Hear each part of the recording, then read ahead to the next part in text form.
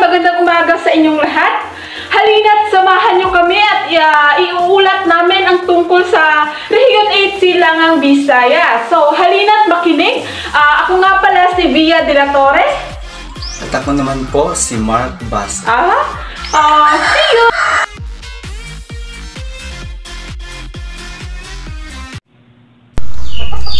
Rehiyon 8, Silangang Visayas. Nasa silangang bahagi ng Kapulong Visayas ang Rehiyon 8. May sama na daanan ng bagyo na karapito sa karagatan Pasipiko at dagat ng Pilipinas. Western Visayas naman ay maulan ang tema dito sa rehiyon. Karamihan na hirang dito ay mga Waray, Cebuano, Bicolano. Mangingisda ang kanilang layunin at kanilang kabuhayan. Dito mo rin makikita yung mga isdaan na malalawak at yung pagsasaka naman makikita mo dito dahil sila yung produkto ng palay sa ating para may tayo. Pagmimina naman, dito mo makikita yung maging landslide o pagtutroso, ang pagsisira ng kagubatan. At dito mo sa geografiya, ang bulubundukin ang may mga lambak at kapatagan. Waray at Cebuano ang pangunahing wika sa rehiyon. Ang mga lawigan at kabisera ng Rehiyon 8, Silangang Visayas. Northern Samar Katarman, Eastern Samar Burungan, Samar Katbalogan, Biliran Nabal, Leyte Tacloban, Southern Leyte Maasin. Mga lawigan at kabisera ng Rehiyon 8, Silangang Visayas. Northern Samar Katarman. Dito mo makikita yung pagsasaka nila, yung sila sa mga pagsasaka, makakuha mo dito yung mga magandang pasyalan sa kanilang barangay. Marami ka din dito makikita lighthouse or what. At dito mo rin makikita yung ang rock formation na magaganda at yung magagandang tanawin kagaya ng mga baybayin, Busay Falls. Makikita mo dito yung busay ng malamig. Eastern Samar Burungan.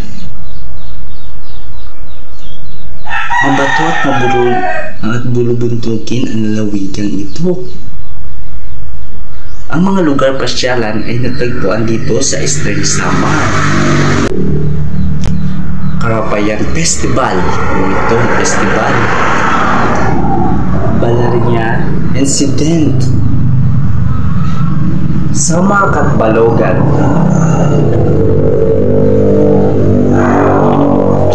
Kilala din dito yung ibon na agila, yung tinatampok ng ating pangunahing ibon, yung pambansang ibon natin. Ating simulan at ituloy ang ating pag-aaral tungkol sa mga lalawigan at kabisera sa Rehiyon 8, Silangang Visayas. Kung inyong matatandaan sa part 1 ng ating video, napag-aralan na natin at natuklasan na natin ang ganda ng Northern Samar, Eastern Samar, at Samar. Ngayon naman sa video nito, ating tutuklasin at ang ganda ng Biliran, Leyte, at Southern Leyte. So ayan, ating simulan at tuklasin ang mga magagandang katangian ng lalawigan ng Biliran at ang kabisera po ng Biliran ay Naval. So ito po ang ilan sa mga impormasyon na dapat ninyong tandaan tungkol sa lalawigan ng Biliran. So ang dating bahagi ng Hilagang Leyte ay pinakamaliit na lalawigan sa Rehiyon 8, Silangang Visayas.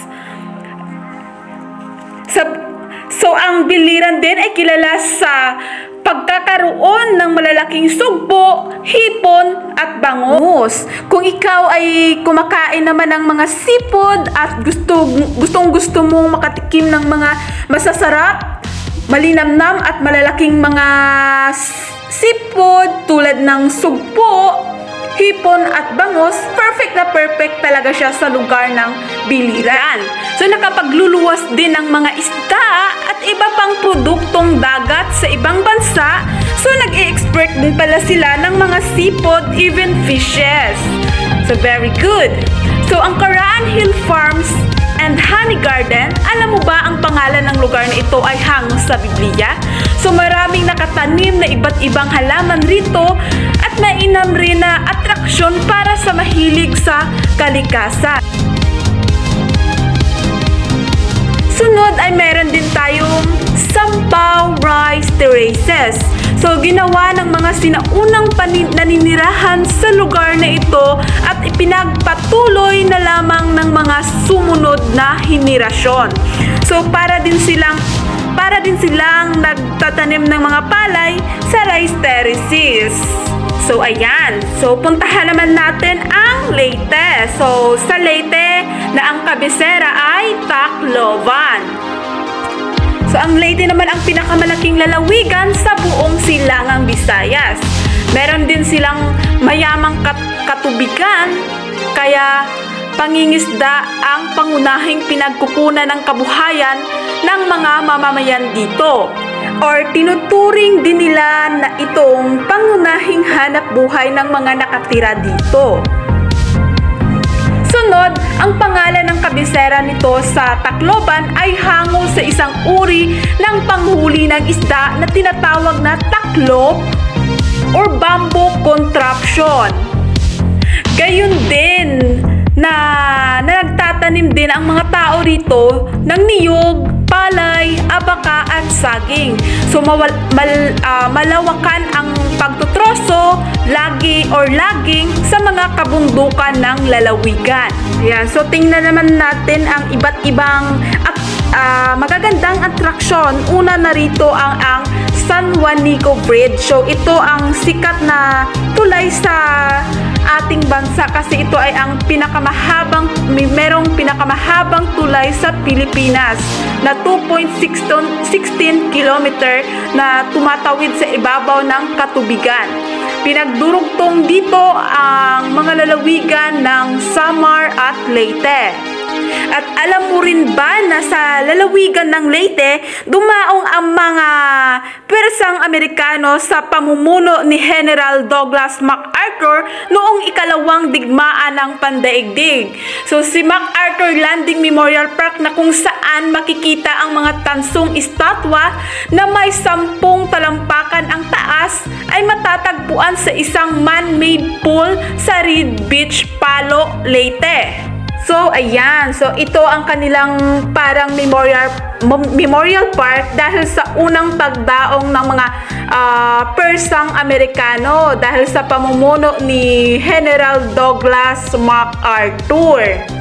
Sa lalawigang ito, ipinagdiriwang ang Pintados o Kasadyaang Festival sa tuwing Hunyo 30.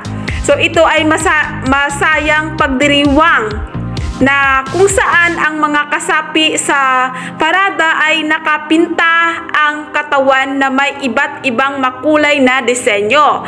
So sa Southern Leyte, ang kabisera ng Southern Leyte ay Maasin. So sa Southern Leyte, patag na kalupaan malapit sa mga baybayin ang topografiya sa exterior na bahagi ng lalawigan, habang mabundok naman ang bahagi ng interior nito. Ang mga pangunahing kabuhayan sa lalawigan ay pagsasaka, pangingisda, pakikipagkalakalan at pagbibigay ng iba't ibang serbisyo. At ngayon tingnan natin ang mga makasaysayang pook na at kilalang tanawin. Una na rito ang Limasawa Island, Lagoon.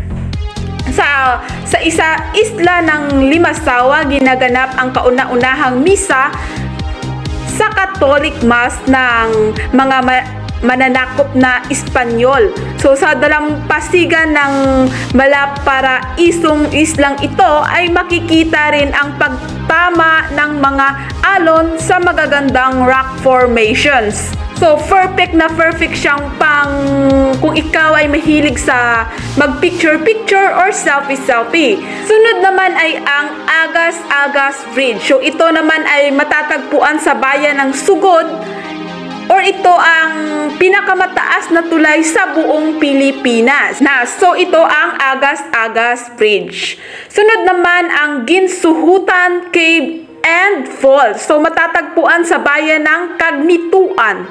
So, ito ay isang subterranean na ang paglangoy sa lagoon nito ay sinasabing nakakaginhawa, may therapeutic treatment. So, ngayon, tingnan naman natin ang mga kilalang personalidad na ipinanganak sa Rehiyon 8, Silangang Visayas. Una narito na si Boy Abonda na ipinanganak sa Borongan, Eastern Samar noong Oktubre 29, 1955. So, si Boy Abonda is isang sikat na TV talk show or host at talent manager na rin at isang celebrity endorser. So, ayan, siya ay si Boy Abonda. Sunod naman ay si Rodrigo Duterte na ipinanganak sa Maasin, Southern Leyte noong Marso 28, 1945. So, pinakamatagal na nilbihang alkalde sa lungsod ng Davao. Siya ngayon ang ika-16 na Pangulo ng Pilipinas. So, ayan, sunod naman ay si Losie Torres Gomez na ipinanganak sa Ormoc, Leyte noong Disyembre 11, 1974. So, Pilipinang actress at commercial model na rin at asawa ng sikat na aktor na si Richard Gomez. So, isang politiko ngayon si Losie Torres. At dito na nagtatapos ang